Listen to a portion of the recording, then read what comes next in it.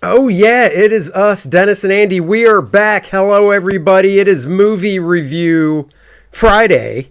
Who knows? Maybe this will be a thing. We'll just have to keep seeing movies on Thursday nights. But we are ahead of the game this time. Comes out this week.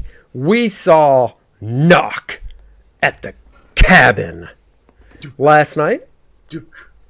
Dunk, dunk, dunk. Starring Dave Bautista. And I would say he is the star because while I recognized some of the other actors, they didn't jump out at me like starring roles. So Dave Bautista, I don't want to say he's never headline starred a movie because I'm sure he has, but this one he definitely did. And yeah, we'll get into his performance. This is going to be spoiler free, so we won't spoil anything. We don't want to spoil it because it's a new movie and it's an M. Night Shyamalan. And as you all know, for me, he's totally hit or totally missed. There's very few movies of his that are in between. But he did get a little help because the screenplay was not only him this time. Steve Desmond and Michael Sherman also co-wrote it. So, I was a little hopeful maybe they brought a little bit of goodness to this film. But M. Night Shyamalama Ding Dong does make a cameo, of course. Because he So always does. right, but like my daughter went too. She had no idea, Yeah. you know. Yeah. But we were both like, "Oh, look, there he is." If you've seen the trailer, it's basically, while they're vacationing, it's the little girl and her two daddies. Her parents are taken hostage by armed strangers who basically demand that the family must make important choices in order to avoid the apocalypse. And they say, so we'll talk about spoiler wise. If you've seen the trailer, we're not spoiling anything. The basic gist is it's the family of three, like Dennis said, the two dads, the girl that's like 8 maybe, and they have to decide which one they're going to sacrifice. Now, it can't be a suicide, so even if one of the dads was like, "It'll be me," and kills himself, no. They have to decide, and then they have to do the deed. The 4 people, Dave Bautista and the 3 other people, cannot take it upon themselves and go, "That's it, you guys are taking too long." Nope, they have to decide. And like Dennis said, the basic gist is the longer they take to decide, bad things around the world will happen that basically will cause the destruction of the human race, except for these 3 people. They would be the only ones left alive. So, you do get some backstory on the 2 dads. And Dennis, this is a little bit of a tangent, but Courtney and I were talking about this driving home last night, and I explained to her why they chose to do a gay couple, and it was 2. I mean, it could have been 2 women, but with 2 dads, and it's because if they did just a regular husband and wife and child, whether the child's adopted or not, doesn't matter. The audience would start right out of the gate be like, well, there's no way they're going to sacrifice the mom. There's no way. The dad has to be the man and step up and go, "I'll take the hit." You know what I mean? Oh, that is an interesting thought. That's got to be why. It's got to, because there was no reason it had to be a gay couple in this movie. There was no reason for it. No, except for that. It was actually based off of a book like Cabin in at the end of something, and so it's actually based off of a book, and it is definitely different than the book. But we get introduced the high points of this movie. The story itself was intriguing, and it made you kind of wonder, which is what you would expect from M. Night Shyamalan. It's just he's always known, and this is what he keeps trying to do, are the big twists. So what was the big twist going to be? But as we start out, you're trying to piece things together. You get to meet the little girl. She was absolutely amazing. Kristen Cui plays Wen. she's the most adorable little girl that, I Yeah. mean, for me, she actually stole the show, kind of captured your heart, and you just Yeah. really enjoyed this young actress. I believe this was her first role. And then you get to see her Daddy Eric and Daddy Andrew, Jonathan Groff and Ben Aldridge play him, and they're nice. They're very good in their roles. And then Bautista shows up like you see in the trailer, and it's very interesting because you're like, oh, he's this big, menacing, imposing guy, and he doesn't come off that way. He comes off very sweet, nice. Got to make this really terrible It's a choice. gentle giant. Right. Kind of like Andre the Giant. And then that's when we get introduced to the other three. Adriane, played by Abby Quinn. Redmond, played by Rupert Grint, which my wife would love because, Harry Potter. Enough said. Oh, is that where he's from? I don't know. Oh yes. That's Ron Weasley. That still doesn't tell me anything, but that's okay. Never read it. Okay. Nikki Amuka-Bird plays Sabrina. She's the nurse. And now her I recognize. What else has she done? So Nikki's not been in a lot of the shows and stuff that I did, but we knew her from the last M. Night Shyamalan movie we went and saw. Oh, she was in Old? Yes.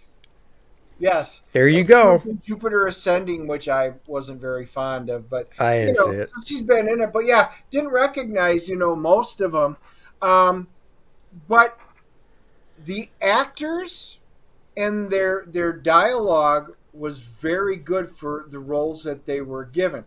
As the story progresses, you figure out that each of them fill a role and within it, and even you'll notice the colors that they wear, and I won't say anything more than that, actually translate directly into what their colors, their characters are. So just be cognizant of that. Their characters are dead on, and I like them all. I really wish Rupert would have been in a little longer. But you get their backgrounds and you start figuring out pieces. And the dialogue, the interactions between the characters are all good. So again, everything was written properly and acted very well.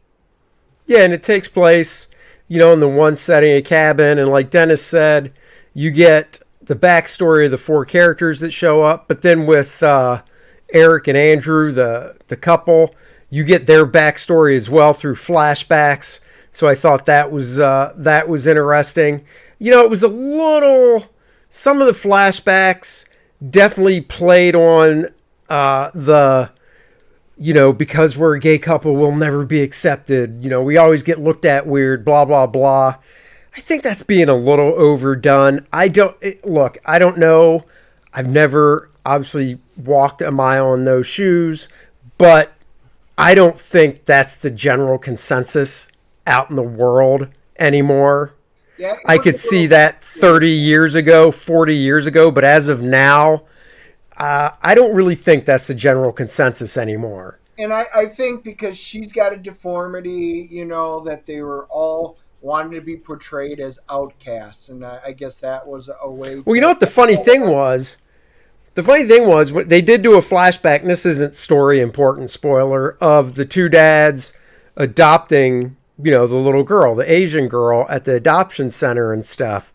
And, he picks her up, they go back into the nursery and the nurse hands her to one of the dads and, oh, she's so cute, little baby. And she has that lip thing. I can't remember what it's called. Like a cleft lip. Yeah, cleft lip that has to be repaired.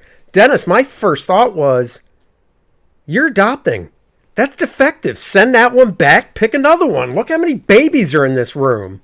Just go, whoa, I'm not adopting a defective baby. I want a good one. Put her back and just start looking down the aisles of babies and find one that doesn't have a messed up lip. Wow, you should be glad your mom didn't do that to you. I had no deformities. I came out perfect. Yeah. The M. Night Shyamalan makes his cameo, and it was absolutely, I laughed. It was probably Oh yeah. the only really funny part in the movie, because this is not comedy at all, and you'll see him on the TV. The two big negatives that I have in this are when they're telling him about, that they need to make the choice, or it's an apocalypse, which is what you see from the trailer. The way that they show them what's happening when they don't make their choices, to me, was really lazy. All we're going to do is turn on TV and watch whatever local channels on there as they're talking about it, which does Right. bring up, how they interact and do they believe it or not. I wasn't very fond of that. I thought they could have found better ways, more intriguing ways to do it. And then, the ending, you start as a viewer going, "Oh my God, I'm starting to piece who these characters are. I think they're actually," and then you're like, "Whoa, and this is what intrigues you and gets you invested."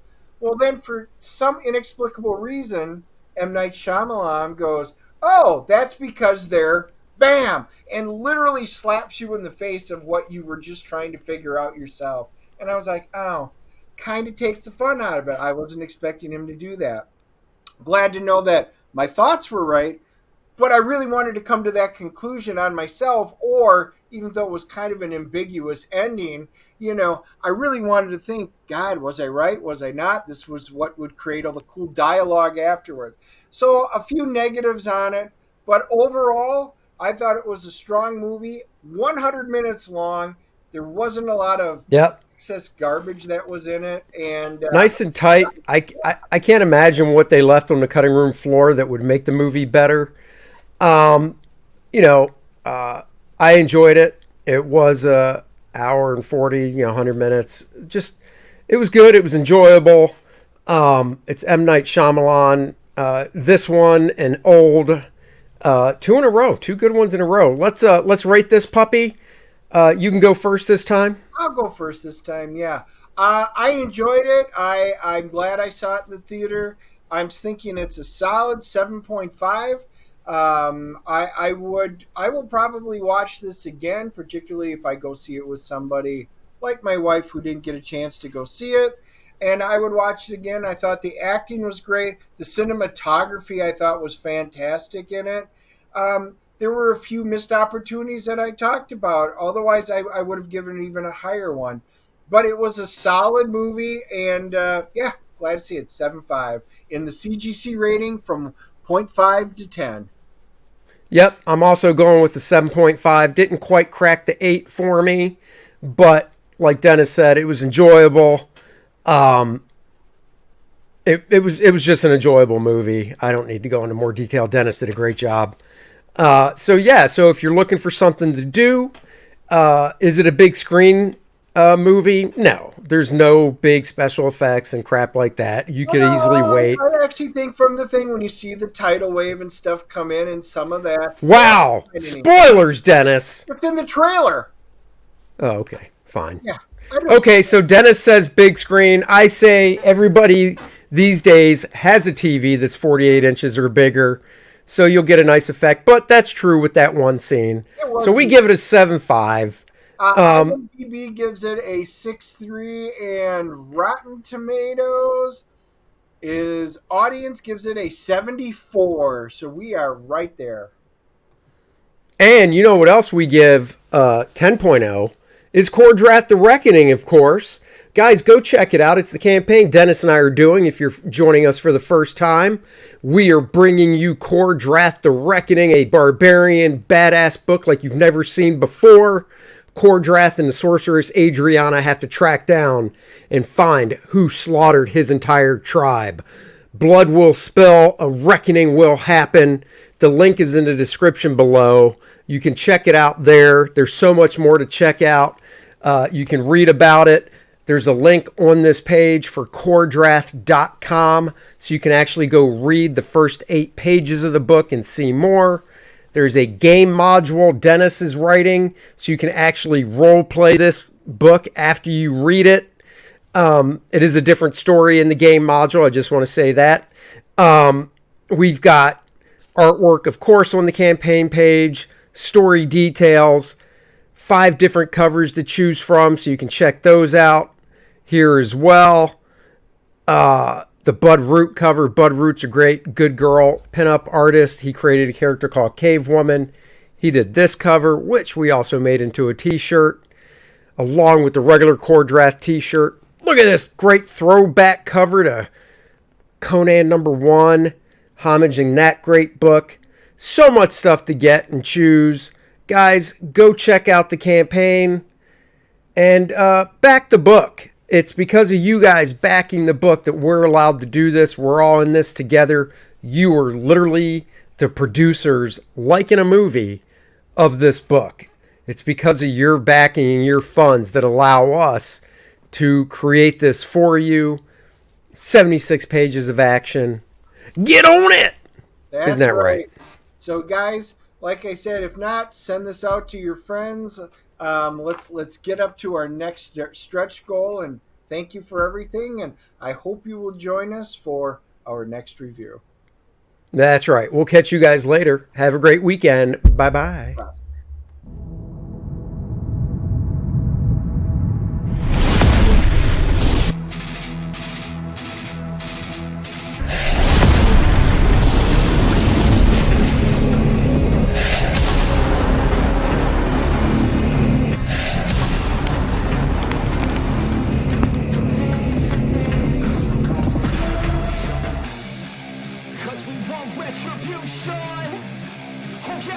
Retribution!